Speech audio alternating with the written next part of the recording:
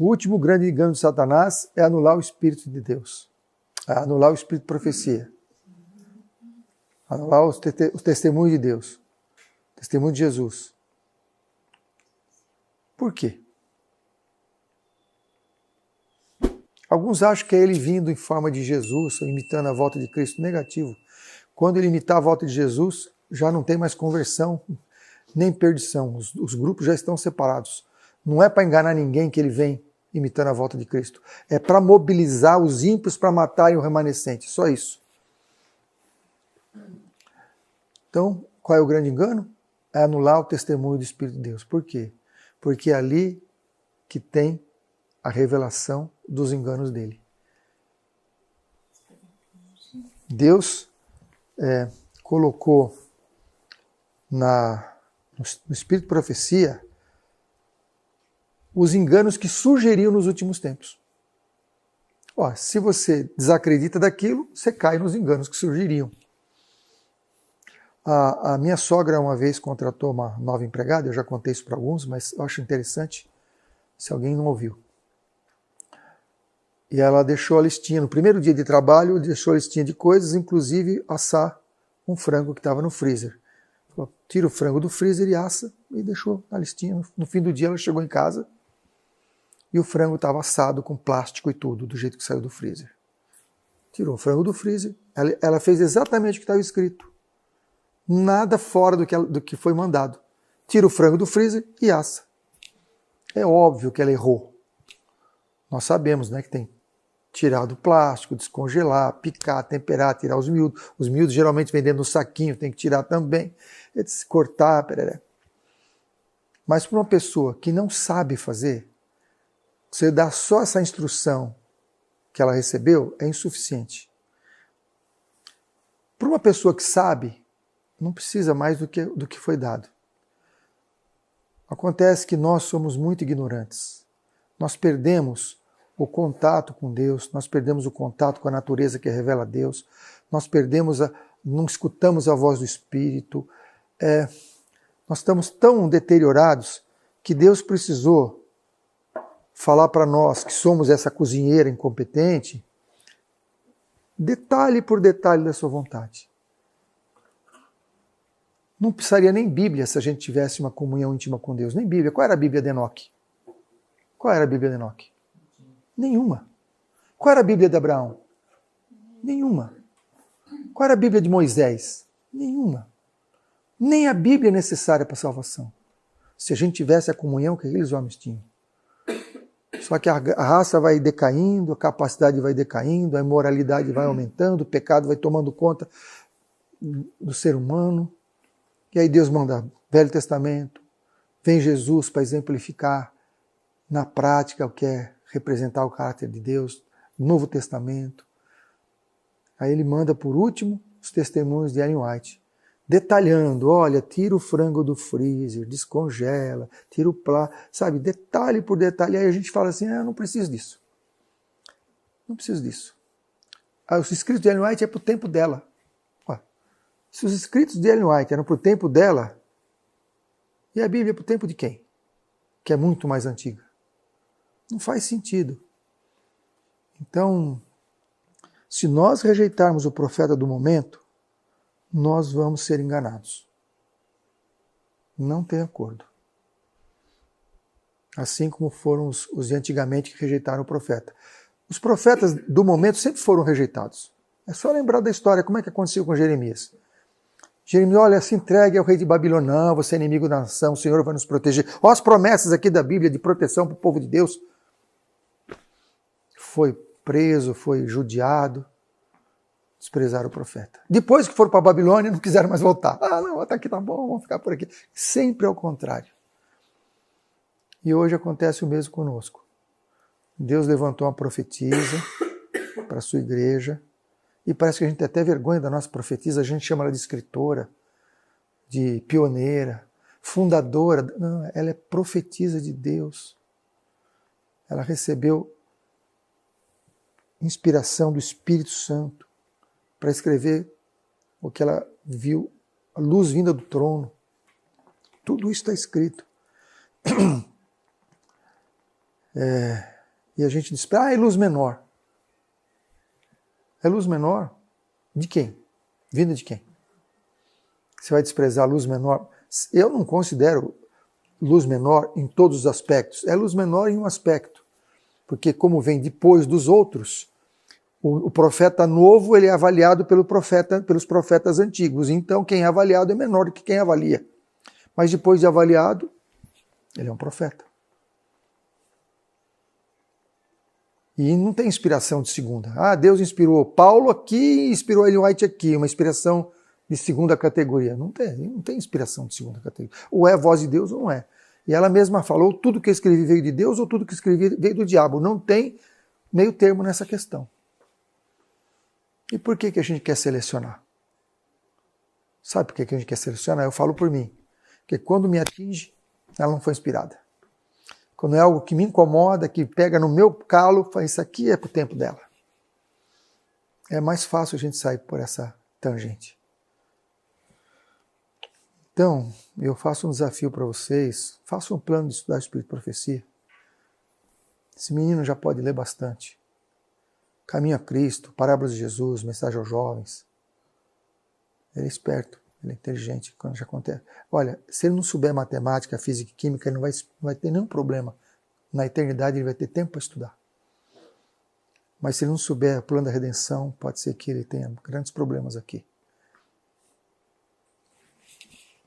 E qual que é a nossa parte?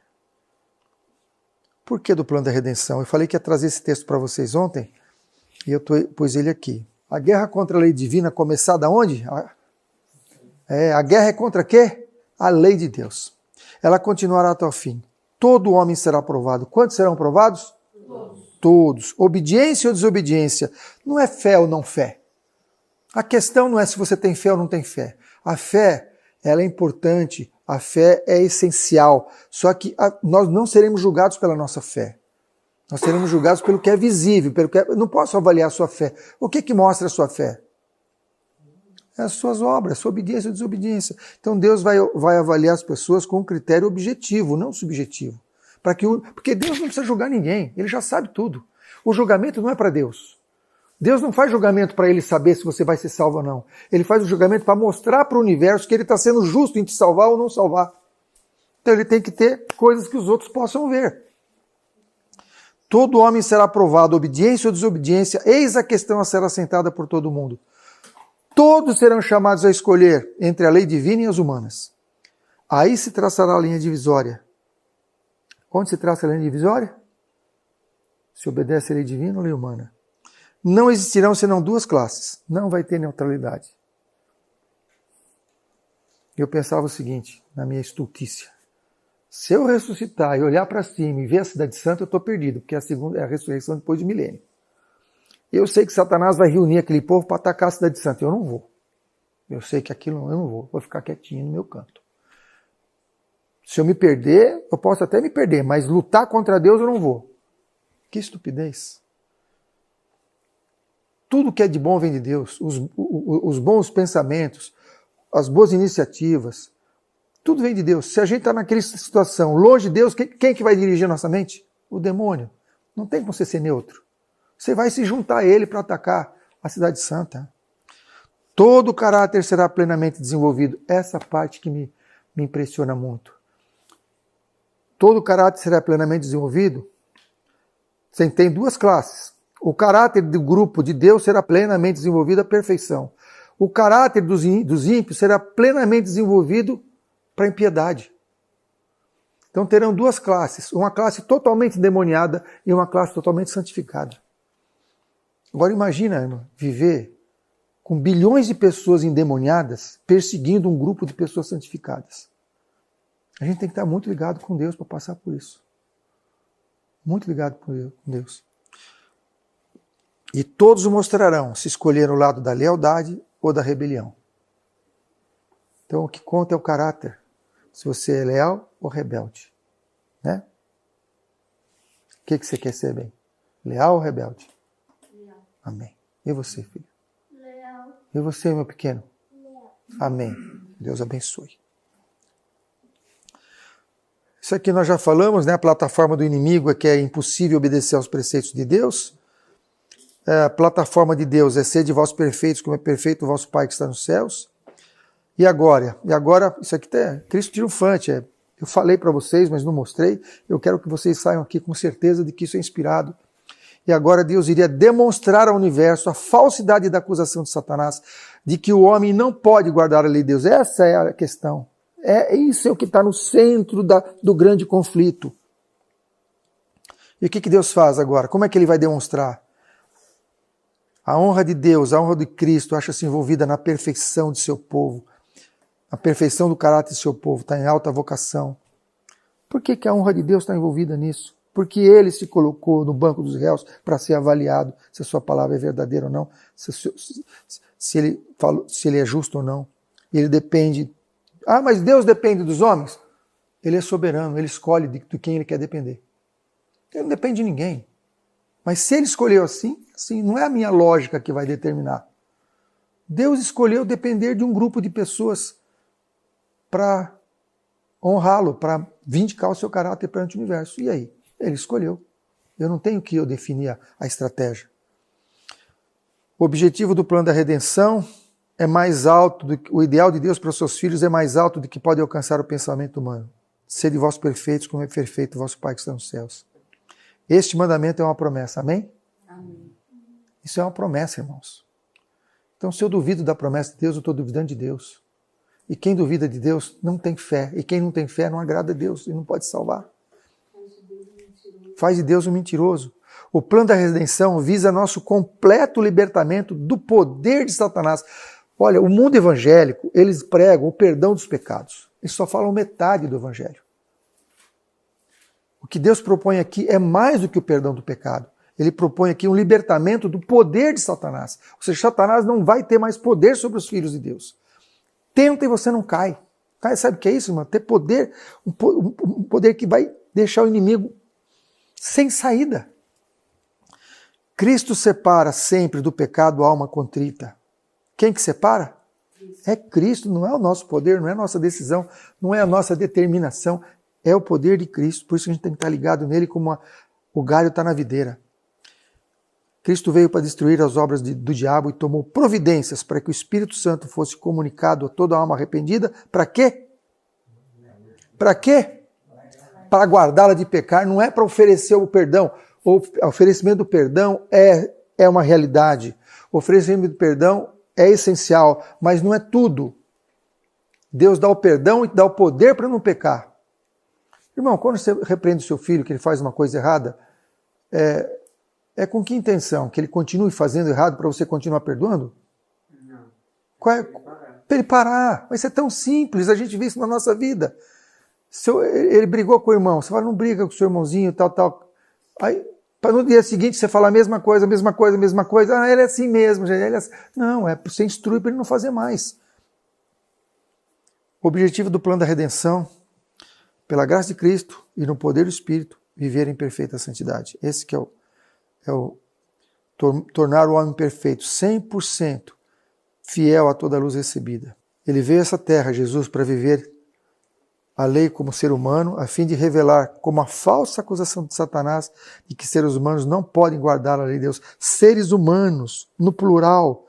Ele deu exemplo, ele falou, eu sou o modelo, sigam as minhas pisadas.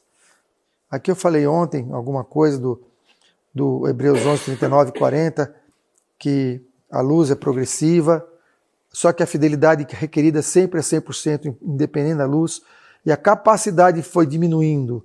Nós estamos ali no final, temos 100% da luz, temos pouca capacidade de obedecer, mas Deus requer 100% de fidelidade e Ele dá essa fidelidade para nós, esse poder para nós. Ele que dá essa condição para a gente ser fiel se a gente estiver apegado nele.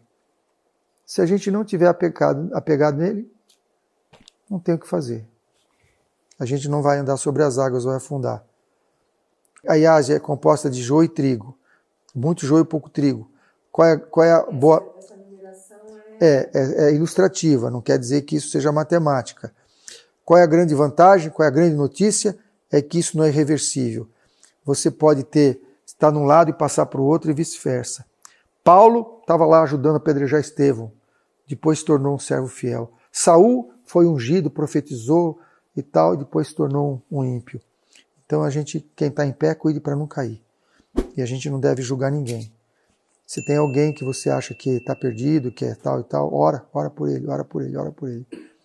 Dá um bom testemunho, que a gente não sabe. Lança teu pão sobre as águas e depois de muitos dias o acharás. Se você tem filho, parente, amigo, alguém que está em trevas, que rejeitou a verdade, não desista.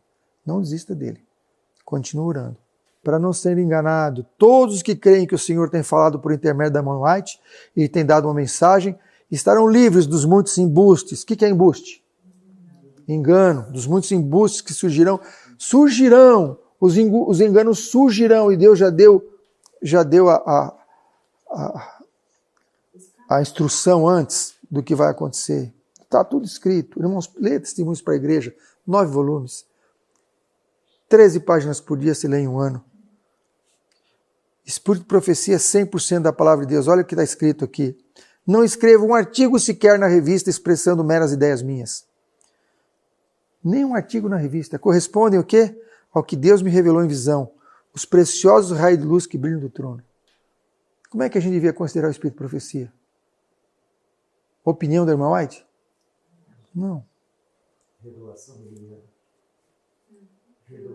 Revelação divina. E ali fala como a gente deve comer, como a gente deve se vestir, como a gente deve morar, como educar os filhos, como tratar os idosos, como tratar a esposa, como tratar o marido.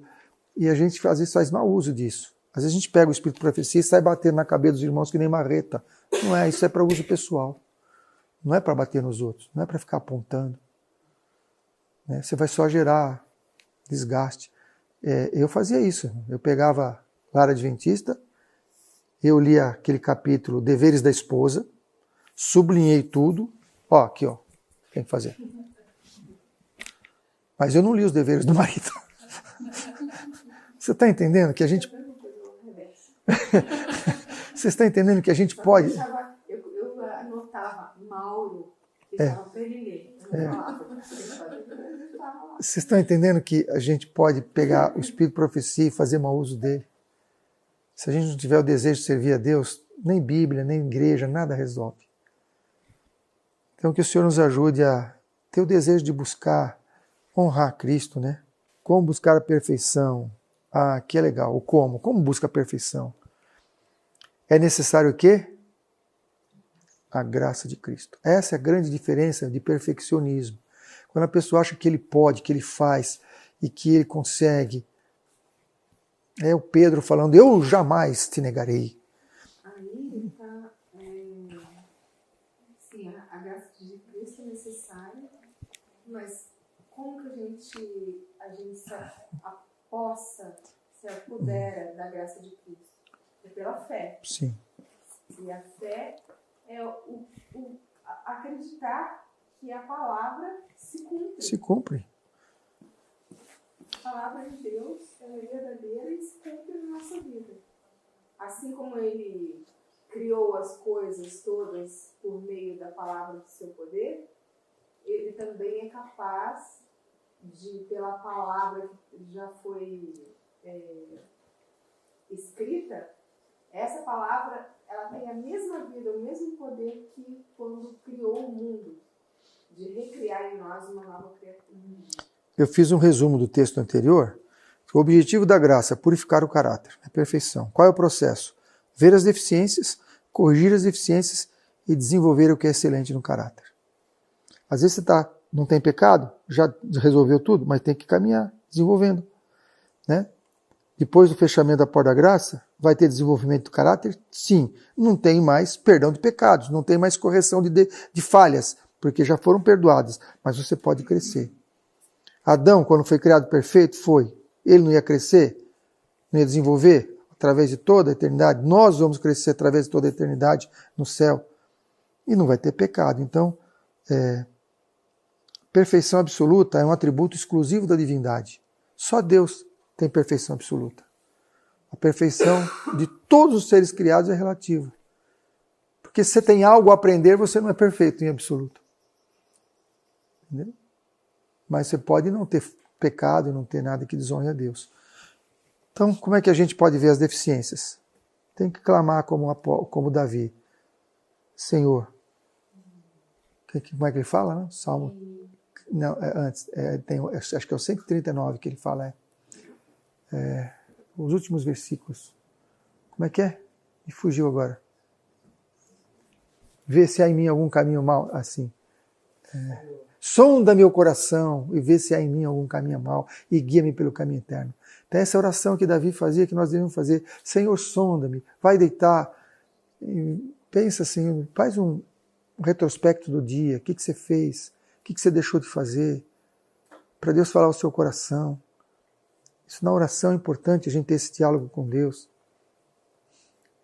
E aí vai te mostrar, olha, você foi egoísta, você fez aquilo ali, você falou aquilo por orgulho, por vaidade. Muitas vezes não são atos, sabe, irmão? Às vezes é a motivação que está por trás do ato, que Deus precisa corrigir na gente. Às vezes o ato é nobre, mas é a motivação. Entende? Então Deus quer um coração puro, com motivação correta. Senão não adianta a gente ter o exterior bonitinho. E Deus vai mostrar, se a gente pedir, Ele vai mostrar. Olha, filho, isso aqui não foi legal. E às vezes não é nem o que a gente fez, é o que a gente deixou de fazer. Às vezes é o tempo que a gente perdeu naquilo que não vale nada. Quem realiza essa obra é o homem, no poder de Cristo. Porque Deus não vai fazer essa obra em nós se a gente não tiver cooperação com Ele. A obra de ganhar a salvação é de coparticipação e cooperação. Deve haver cooperação entre Deus e o pecador arrependido. Deve o homem fazer veementes esforços para vencer o que lhe impede de alcançar a perfeição. Sabia disso? Ah, não. O esforço, o homem não precisa fazer nada. Ué, se não precisa fazer nada, então a humanidade toda seria salva. Não precisa fazer nada. Deus faz tudo. Por que Ele não salvaria todo mundo? Isso está em Atos dos Apóstolos. O homem precisa fazer esforço. Qual é o esforço do homem? Qual que é o esforço que a gente tem que fazer? Cooperar. Sim, cooperar. E como é que a gente coopera? Primeira coisa, a gente precisa de fé. Para ter fé, o que a gente tem que fazer? Estudar a palavra de Deus. Tem que ler. Se você não tomar tempo para ler, não tomar tempo para estudar, sua fé não desenvolve. E você não tem como cooperar com Deus. Nós temos mais de 100 livros de Espírito de Profecia. Quantos nós já lemos? Quantos nós já lemos? A gente estuda para concurso, estuda para vestibular, estuda para fazer o nosso trabalho, estuda para um monte de coisa. Estuda para tirar a carteira de motorista, né, Malu? E para a salvação. Deus está pedindo uma coisa tão simples. Se Ele falar assim, vai a pé até Nossa Senhora da Aparecida, você vai. Fácil ir.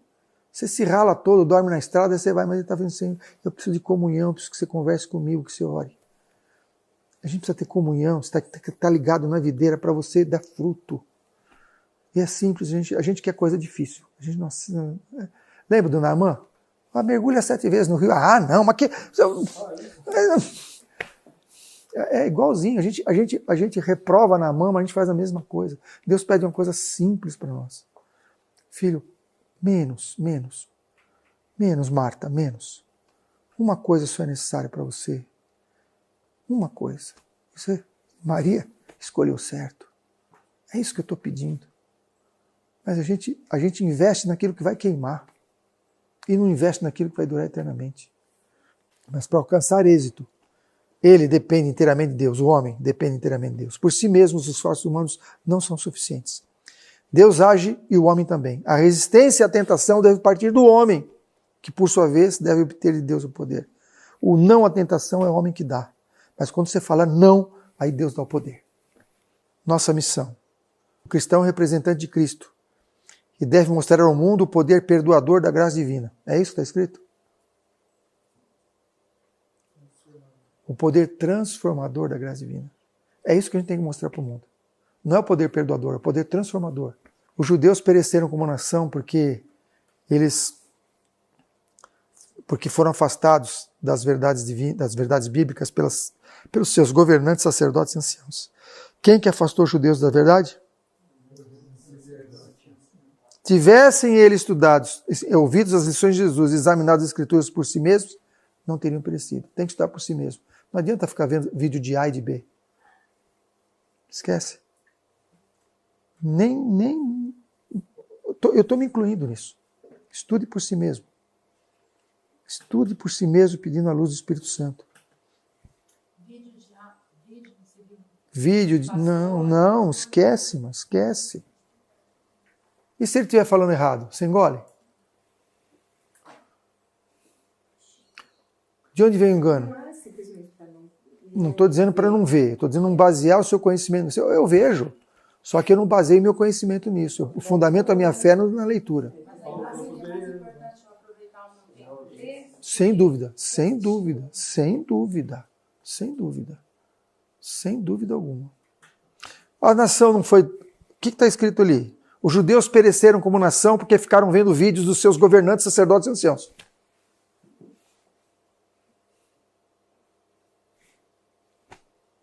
Tivessem ouvido as lições de Jesus e examinado por si mesmos as Escrituras, não teriam perecido. O engano vem de onde? Está lá em Eventos Finais. Temos muito mais a temer de dentro do que de fora. Por que a gente tem que ter medo de dentro? Porque o diabo não é bobo. Você acha que ele vai pôr um vídeo do Dalai Lama para enganar você? Não, você nem vai assistir. Ele vai pôr um vídeo do Papa para te enganar? Não. Ele põe um agente dele falando bonito, com boa oratória, com carisma, e ele bota 99% de verdade e põe 1% de mentira e você engole. Não estou dizendo que ver vídeo de pastor é pecado, não estou falando isso. Eu mesmo assisto, eu achei maravilhosas pregações do pastor Goya. Maravilhosas pregações. Nossa, amei. Do Dennis Priebe, gosto demais. Do pastor Doug Batchelor, gosto demais. Excelentes. Daquele outro pastor que põe o cabelo pro lado de cá, como é que chama?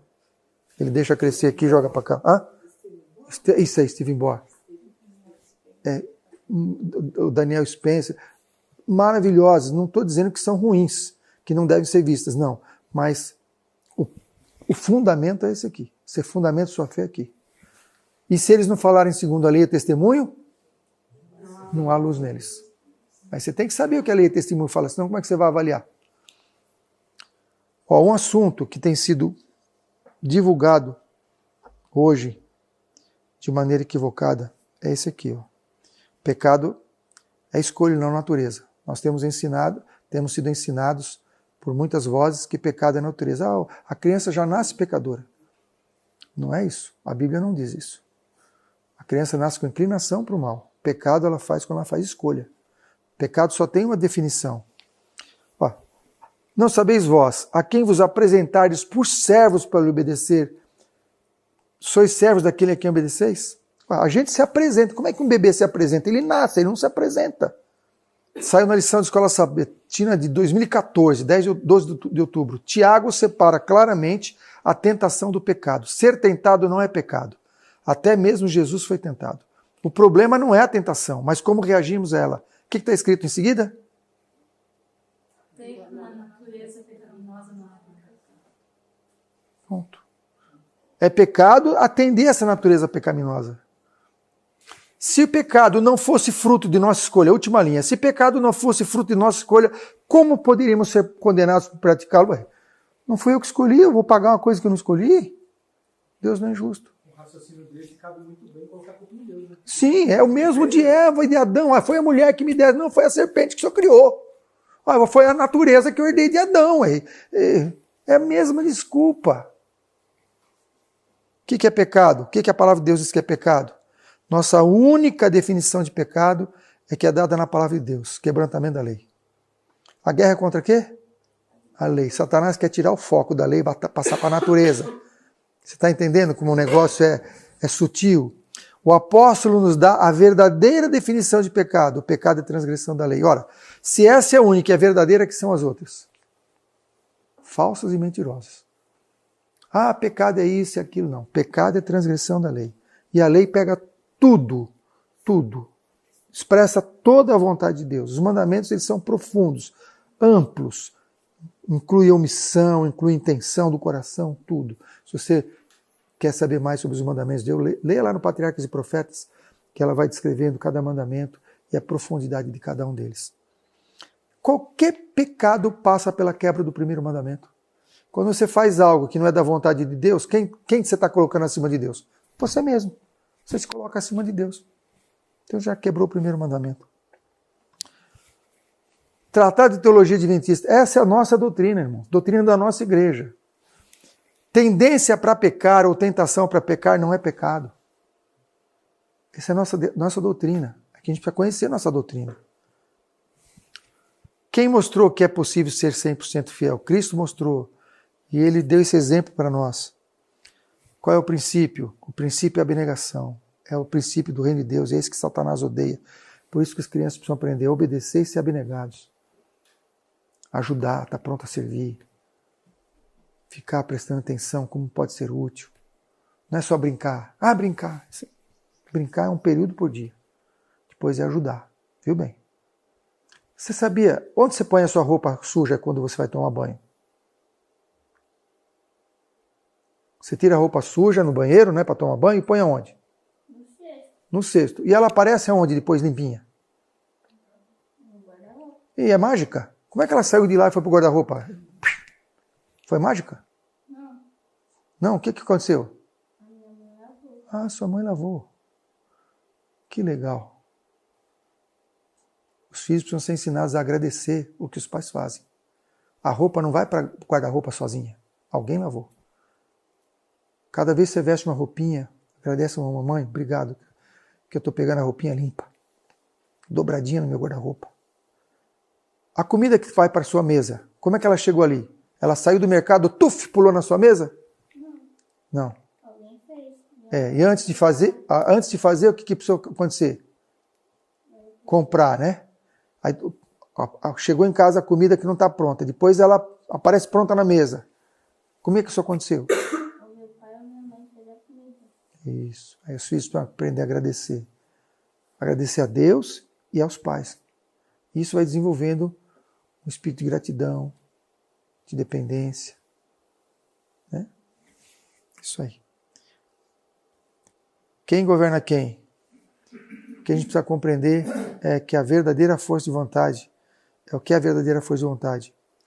Esse é o poder que governa a natureza do homem. A gente quer pôr culpa na natureza, isentando a nossa responsabilidade, mas quem é responsável é a nossa vontade. A gente escolhe a quem servir. Tudo depende da reta ação da vontade. O poder da escolha Deus deu ao homem.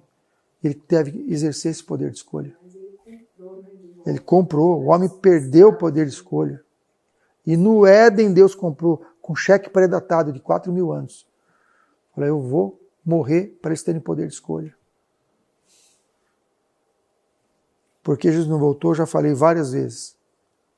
Porque ele aguarda um povo com caráter perfeito. Para que estamos neste mundo? Nosso trabalho é labutar na vinha do Senhor. Não meramente para nós, mas para o bem dos outros. Estamos aqui para formar? Por isso que nós estamos aqui.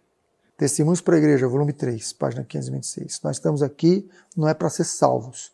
Nós não estamos aqui para herdar ruas de ouro. Nós não estamos aqui para se dar bem. Nós estamos aqui para formar caráter perfeito, porque o nosso caráter perfeito vai vindicar a honra do nosso Deus perante o universo. Esse é um grande privilégio. E aqui é o texto que eu falei ontem, que eu prometi que ia trazer para vocês.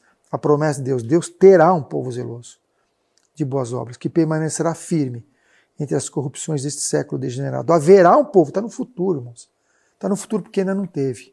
Haverá um povo que se apegará tão firmemente à força divina que estará à prova de quase todas as tentações. Está dizendo todas, né? Não é quase todas. Estará à prova de todas as tentações. Amém? Amém. Essa é a palavra do nosso Deus. E a certeza da vitória qual é? Esse texto eu fiquei de mostrar para vocês. O título não é esse. Lembra que eu falei, o tempo dos destruidores juízos divinos é o tempo de misericórdia para os que não têm oportunidade de aprender o que é verdade. O Senhor olhará eternamente para eles, seu coração de misericórdia se comove. Sua mão ainda está estendida para salvar, ao passo que a porta se fecha porque vocês não querem entrar. Lembra que eu falei ontem? A mão está estendida para pegar os de fora, enquanto os de dentro que não quiseram entrar já fechou. Será acolhido grande número de pessoas que nesses últimos dias ouvem a verdade pela primeira vez. Pela primeira vez, não é os que já ficaram ali patinando, rejeitando. Acabou para esses. Esse texto aí. A sua mão está estendida para salvar, ao passo que a porta se fecha porque eles não querem entrar. E a certeza da vitória? Filipenses 4,13, aqui a gente termina.